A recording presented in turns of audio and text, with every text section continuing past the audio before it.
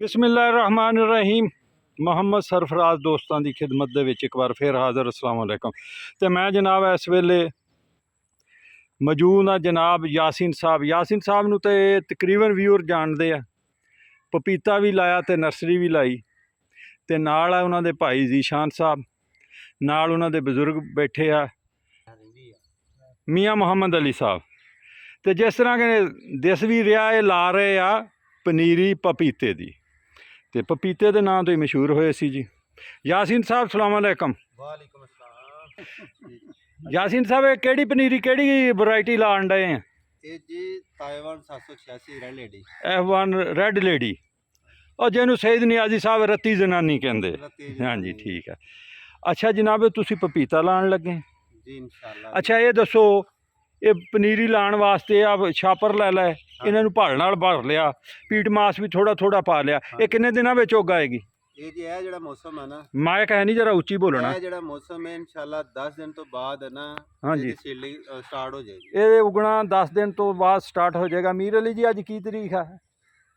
Check कर लेने 28 के 27 अगस्त 7 सितंबर तक इंशाल्लाह ताला ਇਹਦਾ रिजल्ट आना शुरू हो जाएगा। वो भी देवांगे।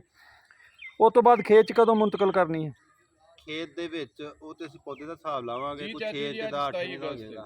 हाँ जी 6 ਇੰਚ ਤੋਂ 8 ਇੰਚ ਦੇ ਦਰਮਿਆਨ ਜਦੋਂ ਪੌਦਾ ਸਾਡਾ ਹੋ ਜਾਏਗਾ ਅਸੀਂ ਮੁੰਤਕਿਲ ਕਰ ਦਾਂਗੇ। तकरीबन कदों हो जाता वो? 45 ਤੋਂ 50 ਦਿਨ ਲੱਗ ਜਾਣਗੇ। 45 ਤੋਂ 50 दिन ये गल खरी दसी ਜਿਹੜੇ ਕਹਿੰਦੇ ਨਾ ਮਹੀਨੇ 'ਚ ਹੋ ਜਾਣਾ ਨਰਸਰੀਆਂ ਵਾਲੇ ਉਹ ਛੱਡ ਦਿੰਦੇ ਆ, ਅਸੀਂ ਸੁਣ ਲਈਦਾ। ਅੱਛਾ ਤੁਸੀਂ ਇਹ ਜਿਹੜੀ ਪਨੀਰੀ ਲਾ ਰਹੇ ਆ ਇਹ ਤੁਸੀਂ ਆਪਣੇ ਲਈ ਲਾ ਰਹੇ ਆ ਜੀ? ਜੇ ਕੋਈ ਹੋਰ ਦੋਸਤ ਲੈਣਾ ਚਾਹਵੇ ਉਹਦੇ ਲਈ ਵੀ ਲਾ ਸਕਦੇ ਆ? ਲਾ ਸਕਦੇ ਬਿਲਕੁਲ। ਉਹਦੇ ਲਈ ਵੀ ਲਾ ਸਕਦੇ। ਉਹਦਾ ਕੀ ਤਰੀਕੇਕਾਰ ਤੁਹਾਡੇ ਕੋਲੋਂ ਪਨੀਰੀ ਦਾ ਪਤਾ ਕਰ ਲੈਣ ਜਾਂ ਪਹਿਲਾਂ ਆਰਡਰ ਦੇਣਾ ਪਊਗਾ? ਪਹਿਲਾਂ ਆਰਡਰ ਦੇਣਾ ਪਏਗਾ, ਬੁਕਿੰਗ ਕਰਵਾਉਣੀ ਪਏਗੀ ਪਹਿਲਾਂ। ਬੁਕਿੰਗ ਕਰਾਣੀ ਪਏਗੀ ਜੀ। ਪਨੀਰੀ ਲਾ ਦੇਣਗੇ। ਆ ਦੇਖੋ ਮੈਂ ਤੁਹਾਨੂੰ ਮਾੜਾ ਜਿਹਾ ਦਿਖਾਲਾਂ। ਇਹਨਾਂ ਨੇ ਜਨਾਬ ਆ ਔਰ ਜਿਸ ਤਰ੍ਹਾਂ ਹੁੰਦੀਆਂ ਨਹੀਂ ਉਹ ਕੁਲੀਆਂ ਬਣਾਈਆਂ, ਉਹਨਾਂ ਨੂੰ ਕੀ ਕਹਿੰਦੇ ਆ ਜਾਂ ਜੋ ਵੀ ਕਹਿੰਦੇ ਆ ਉੱਦਾਂ ਦੀ ਇਹਦੇ ਉੱਤੇ ਕੁੱਲੀ ਬਣਾਉਣੀ, ਉੱਤੇ ਟਨਲ ਵੀ ਕਰਨੀ ਆ ਜੀ। ਇਹਦੇ ਬਖੇੜੇ ਬੜੇ ਆ, ਇਹਨੂੰ ਭਰਨਾ। ਗ੍ਰੀਨ ਹਾਊਸ ਹਾਂਜੀ ਬਣਾ ਰਹੇ ਨੇ। ਗ੍ਰੀਨ ਹਾਊਸ ਇਹਦੇ ਉੱਤੇ ਬਣੇਗਾ ਜੀ।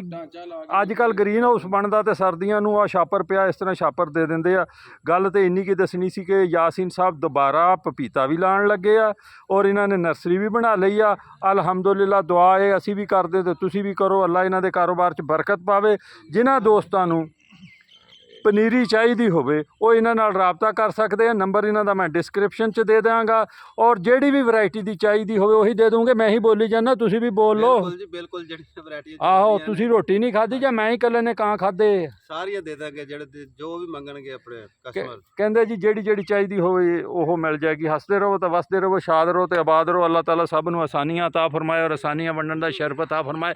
ਜਨਾਬ ਮੀਰ ਅਲੀ ਢਿੱਲੋਂ ਸਾਹਿਬ ਵੀ ਤਸ਼ਰੀਫ ਲਿਆਏ ਆ। ਢਿੱਲੋਂ ਸਾਹਿਬ ਤੁਹਾਡੀ ਤਸ਼ਰੀਫ ਆਵਰੀ ਦਾ ਬਹੁਤ ਬਹੁਤ ਸ਼ੁਕਰੀਆ ਜੀ। ਥੈਂਕ ਯੂ ਢਿੱਲੋਂ ਸਾਹਿਬ। ਜਨਾਬ ਜਿਸ ਤਰ੍ਹਾਂ ਦੋਸਤ ਜਾਣਦੇ ਆ ਆੜਤੀ ਆ ਪਪੀਤੇ ਦੇ, ਤੇ ਜੇ ਬੀ ਚਾਹੀਦਾ ਹੋਵੇ ਉਹ ਵੀ ਲਿਆਉਂਦੇ ਆ। ਇਹਨਾਂ ਦੀ ਮਿਹਰਬਾਨੀ। ਇਹ ਹੁਣ ਪਤਾ ਨਹੀਂ ਇੱਥੇ ਹੀ ਲਿਆਉਂਦੇ ਜਾਂ ਸਾਰਿਆਂ ਨੂੰ ਹੀ ਦੇ ਦੇਣਗੇ, ਦੂਜਿਆਂ ਨੂੰ ਚਾਹੀਦਾ ਹੋਵੇ TCS ਕਰਾ ਦੇਈਦਾ। TCS ਜੀ ਇਹਨਾਂ ਦੀ ਮੁਹੱਬਤ ਆ ਕਿ ਇੱਥੇ ਆਪ ਲੈ ਕੇ ਆ ਗਏ, ਵਰਨਾ ਇਹ ਪੂਰੇ ਪਾਕਿਸਤਾਨ ਕਿਸੇ ਨੂੰ ਚਾਹੀਦਾ ਹੋਵੇ ਬੀ ਵੀ ਦੇ ਦਿੰਦੇ ਆ ਜੀ, ਤੇ ਹੋਰ ਵੀ ਚੀਜ਼ਾਂ। ਬਹੁਤ ਬਹੁਤ ਸ਼ੁਕਰੀਆ ਢਿੱਲੋਂ ਸਾਹਿਬ।